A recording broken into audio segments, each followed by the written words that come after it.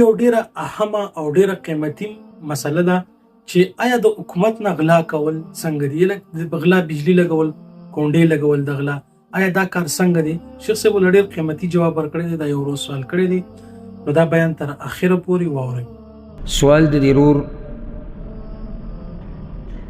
دا دی او په سوال کې بل سوال هم دی، یعنې دوه سوال یې کړي دي. یو سوال دا دی چې موږ ځان له کور جوړ کړو او عامه چې کومه لار ده هغه ډېره غټه لار ده، نو د هغې نه څه برخه موږ معمولي حصه موږ دې کور ته رادننه کړه او هغه لار موږ ونیوه او تلونکو راتلونکو ته پکې څه نقصان نشتی، لار دومره کولاو ده. دا کار صحیح دی او که نه؟ دویم، د بجلۍ غلا کول، کونډه غورځول یا په بلې طریقې سره، دا به جایز وي او که نه؟ ځکه چې بعض وی دا روایي چې کله حکومت ستا حق نه درکوي. جواب د دې مسلې اول په دې ځان پوه که عامه لار چې ده دا د ټولو حق دی. عامه لار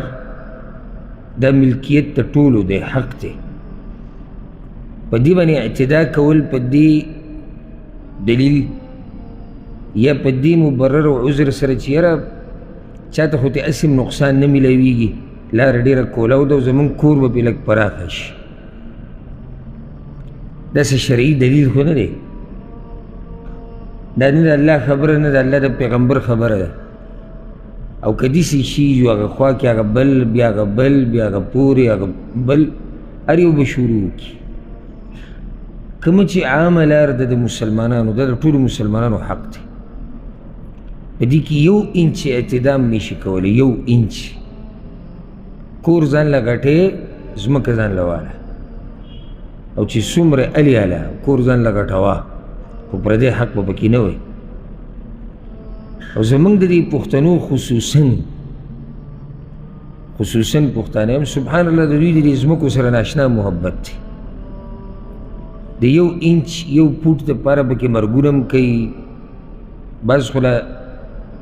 دومره کچه خبره کوي وي ښځه به پرېږدي خو ځمکه به نه پرېږدي. د دې دپاره دروغ هم وایي، د دروغو ګواهیانې پکې هم بعض ورکوي، بعض پکې د دروغو قسمونه خوري، بعض پکې ښځې طلاقوي، زما باندې دې ښځه طلاقوي که دا داسې، او خو ته پته چې دې دروغ وایي، خو صرف دا چې لږ معمولي انچه فوټ دوه دا ځمکه ده ته راواوړي. څوک چې دا پولي مولي وایي راوایي،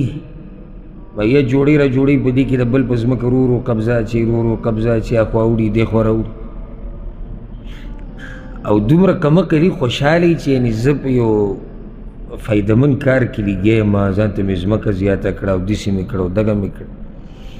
حدیث کې راځي چې چا یو لیش ځمکه ظلمن واغسته، یو لیش څه ځمکه ده،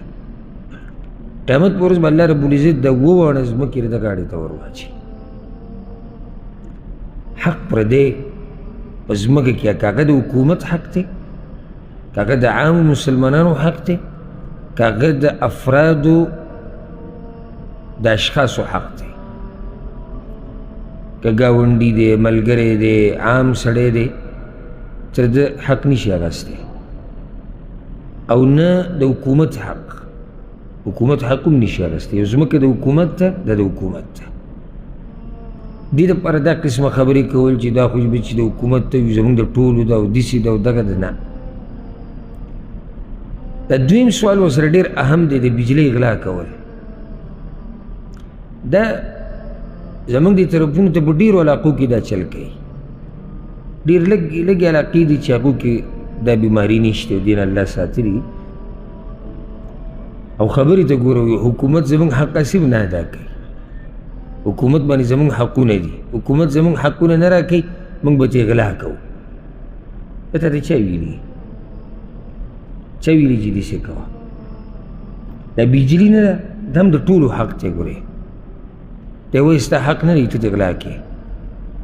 دا د ټولو حق دی. نو چې د ټولو حق دی او ته دې ته نقصان رسې، یا ستا د دې کار د لاسه نورو مسلمانانو ته نقصان رسي، ته مجرم یې. ځکه داسې علاقو کې که خیال هم کړی ته حکومت بجلي هم نه ورکوي دوی له، ولې ځکه چې غله دي د بجلۍ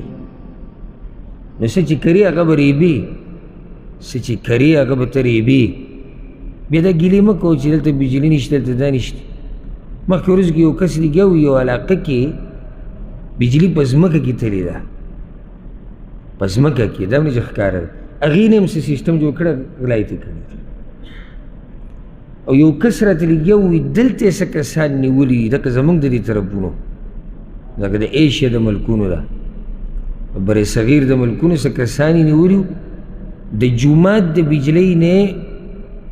د اوسېدو ځای ته لنډ بولی هدیم خوشحاله دی چې لکه ژوند تېروي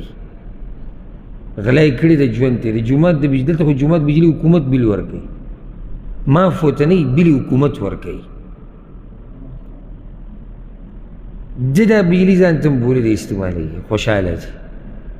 یاره د بیل نه خو ځان معاف کړی دی ګورې ورته نه هغه ذلت د دنیا خو پرېږده چې دلته راونیوی شو تصویران یې په میډیا خواره شو چې دا غله دي خو آخرت هغه ذلت ته وګوره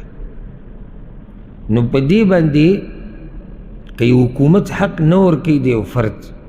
الله به د قیامت پر ورځ د دې مشرانو نه تپوس کوي هغوی هم ځای را روان دی او الله به ترې تپوس کوي خو دا خو مطلب نه شو چې موت هم شروع وکړو موت هغه ایره بجلي ډېره ګرانه ده که ظلم کړی حکومت الله به دې تپوس کوي خو زما او ستا دپاره د بجلۍ د ګرانېده دا جواز د غلا نه جوړوي چې ته غلا کوه اوبو بل ډېر راځي نو څه کې غلا شروع کړې سبا له به ته وایي چې یاره په حلاله پیسې ګټل ګران شوي دي شروع په څه باندې وکړه په حرام واده کول ګران شوي دي څه وکړو زنا شروع کړه داسې به کوې بیا نو که څوک زموږ حق نه راکوي د هغه نه به تپوس څوک کوي الله به ترې کوي حکومت سره خو افراد ډګر نشي وهلی ځکه خو شریعت دا ویلي دي ځای په ځای چې د مسلمان حاکم اطاعت پتا دی سوای په ګناه کې ګناه کې بوله خبره نه مني اگر که وایي ستا مال والي ستا ملا ووایي او تا جیل ته واچوي او ذلیله دي کې بیا به هم ته بغاوت نه کوې ځکه چې بغاوت کې نقصان دی نو ستاسو څه مطلب دی چې دا خبره په دې ځای پاتې شوه داسې تا چې صبر وکړو الله تعالی اجر درکوي او چا چې تا سره زیاتی کړی د هغه نه به تپوس الله به دې تپوس کوي نو د بجلۍ دا غلاګانې ما ته یو ورځ یو کس وی بعضو مولیانو دا فتوا ورکړې ده چې د بجلۍ دا غلا جایز ده ولې لکه دا زموږ حق دی دا زموږ حق دی دا یوازې ستا حق دی